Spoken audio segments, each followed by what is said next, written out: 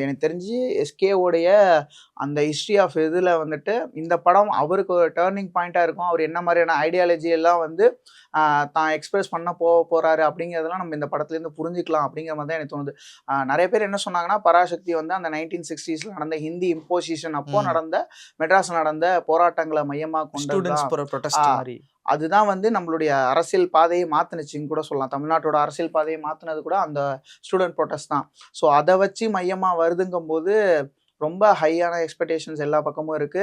A at the same time பார்த்தோம்னா, Don pictures அது production company வந்து நடுவுல இப்ப நெறையா அதுவும் வந்து நெறைய சிக்கல்கள்லாம் ஆமாமா. ஃபேஸ் பண்ணி, ஸ்ரீலங்கால ஷூட் வந்து போச்சு. அது ஸ்டாப் ஆச்சுன்னு சொன்னாங்க. ஸோ அதுவுமே இட்ஸ் அண்ட் பட்ஸ்ல தான் போயிட்டுருக்கு. பட் ஒரு வழியா அவங்க ப்ரமோஷன் ஸ்டார்ட் பண்ணிட்டாங்க. ம். டிசம்பர் மாசம் அவங்க ஸ்ட்ராங்கா இறங்கிடுவாங்க. பராசக்தியோட ரூட் வந்து ஆஸ் பெர் ப்ரமோஷன்ல இருந்து ரிலீஸ் வரைக்கும் பேக்டா இருக்கு. அவங்க ஆன் டைம் சொன்ன மாரி அவங்க அந்த 9 மணி ஷோ வந்துரும். ஸோ அது நமக்கு எதுவும் இருக்காது.